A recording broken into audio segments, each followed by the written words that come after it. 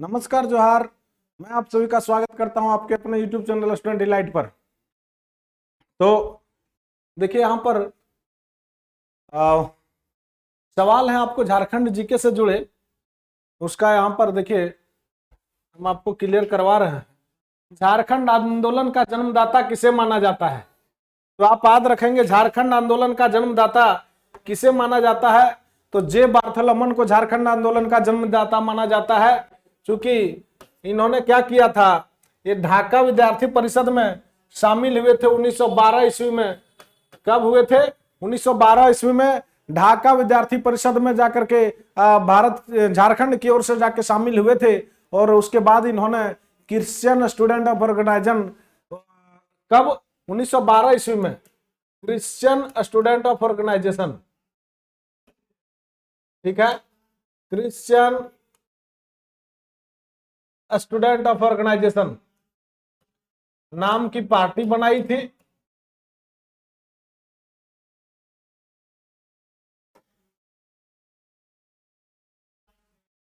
देखिए यहां पर हम बता रहे हैं,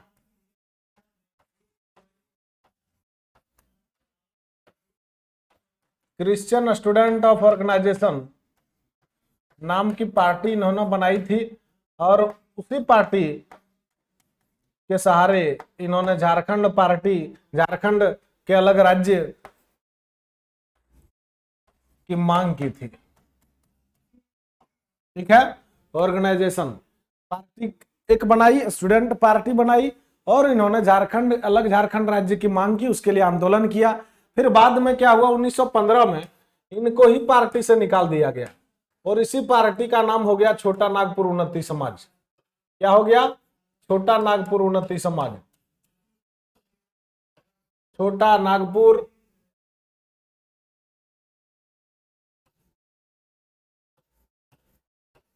उन्नति समाज, इसी पार्टी का नाम 1915 में बदल के कर दिया गया।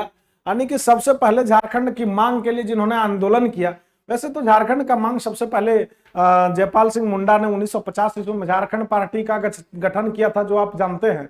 ठीक है, कब किया था? 1950 ईस्वी में। लेकिन उन्होंने झारखंड पार्टी के लिए आवाज उठाई थी उससे पहले 1912 ईस्वी में। 1912 ईस्वी में ही जे बार्थोलोमन ने क्या किया था, क्रिश्चियन स्टूडेंट ऑफ ऑर्गेनाइजेशन की एक नाम की एक पार्टी बनाई थी, और उसके बाद उन्होंने इसके लिए संघर्ष की थी। 1912 के बाद से 1912 से लेकर के 2000 ईस्वी तक ये संघर्ष चला था। ठीक है, उसके बाद वैसे झारखंड के अलग राज्य की जनक भी बोला जाता है। वैसे किसको? जयपाल सिंह मुंडा को। उन्होंने 1950 में झारखंड पार्टी का गठन किया था, उसके बाद उन्होंने अलग राज्य की मांग किया था। तो 1912 में ही, सबसे पहले 1912 में ही, कब? क्रिश्चियन स्टूडेंट ऑफ ऑर्गेनाइजेशन 1912 में ही, और 1912 में ही ढाका विद्यार्थी परिषद में जाकर के झारखंड की ओर से इन्होंने भाग लिया था विद्यार्थी परिषद में। तो आप क्लियर हो जाए कि झारखंड आंदोलन का जन्मदाता है वो किसको कहा जाता है? तो जे बार्थोलोमन को कहा जाता है। चलिए आगे सवाल है, झारखंड में चुआर विद्रोह का क्या कारण था? तो देखिए, बाणभूम का उत्तराधिकारी, क्योंकि बाणभूम में क्या किया जा रहा था, उत्तराधिकारी कोई और होना चाहिए, लेकिन उसको उत्तराधिकारी न मानकर अंग्रेज किसी और को अपने मन से उत्तराधिकार बना देते थे, राजा बना देते थे, जिसके कारण से वहां पर चुआर विद्रोह किया गया था झारखंड में। आगे सवाल है, झारखंड में कोल विद्रोह किस वर्ष हुआ था? तो याद रखेंगे 1831 में झारखंड में कोल विद्रोह हुआ था। सवाल है, खरवार आंदोलन का नेतृत्व किसने किया था? तो याद रखेंगे दोस्तों, भागीरथ मांझी ने खरवार आंदोलन का नेतृत्व किया था। भागीरथ मांझी उर्फ बाबा ने खरवार आंदोलन का नेतृत्व किया था। सवाल है, झारखंड में बिरसा आंदोलन का मुख्य केंद्र किस जिले में था? तो बिरसा आंदोलन का मुख्य केंद्र खूंटी जिला था, जहां पर भगवान बिरसा मुंडा धरती आबा का जन्म स्थान था। कहां पर था? खूंटी के उलिहातू गांव में इनका जन्म स्थान था, और खूंटी ही मुख्य केंद्र था, मुख्य केंद्र जिला था। आगे, अखिल भारतीय आदिवासी विकास परिषद की स्थापना किस वर्ष हुई थी? तो याद रखेंगे 1968 में अखिल भारतीय विद्यार्थी परिषद की मतलब गठन हुआ था, उसका स्थापना हुआ था। झारखंड के इतिहास के किस अभियान या आंदोलन में जर्मन बाबा के गीत गाकर उनके समर्थक उनका आह्वान करते हैं? तो टाना भगत आंदोलन में। चलिए सवाल है, झारखंड में दामिनी एकोह की घोषणा किस वर्ष हुई थी? तो दामिनी एकोह आपको बताया गया कि दामिनी एकोह में क्या किया जा रहा था, आदिवासियों की जमीन को सरकारी जमीन बता के जब्त कर दिया जा रहा था। 1824 ईस्वी में दामी निकोग की घोषणा हुई थी। पलामू में 1857 के विद्रोह का नेतृत्व किसने किया था? तो पलामू में 1857 जो एक भारतीय राष्ट्रीय आंदोलन था, जो स्वतंत्रता का प्रथम क्रांति कहा जाता है जिसे, 1857, जिसमें नीलांबर और पीतांबर ने अहम भूमिका निभाई थी पलामू में।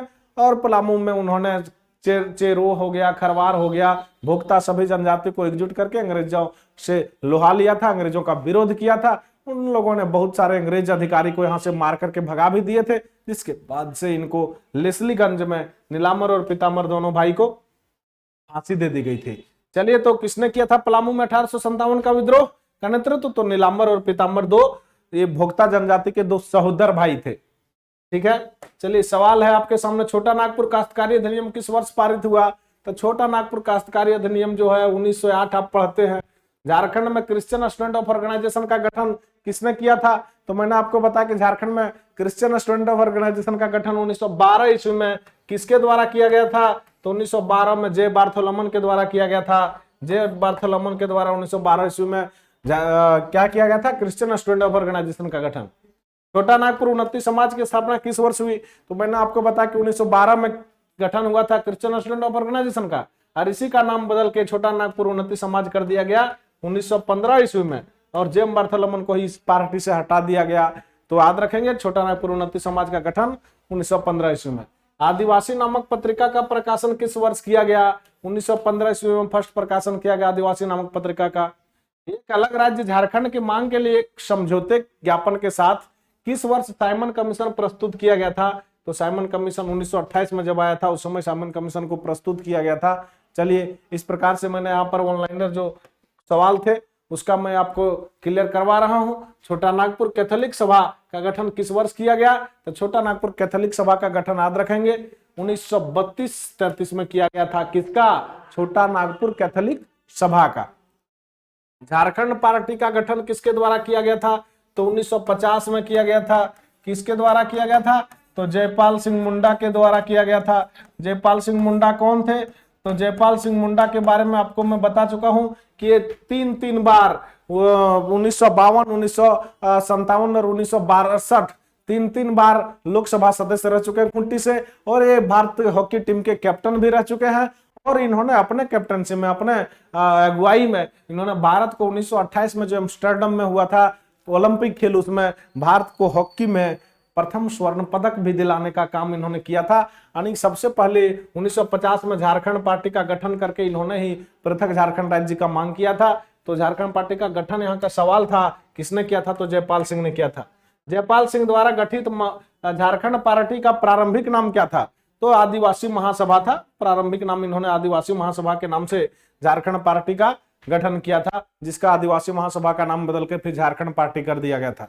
सवाल है, बृहत्तर झारखंड की मांग किसके द्वारा की गई थी? तो बृहत्तर झारखंड की मांग जयपाल सिंह के द्वारा की गई थी। कांग्रेस का 53वां वार्षिक अधिवेशन झारखंड के किस स्थान पर हुआ था?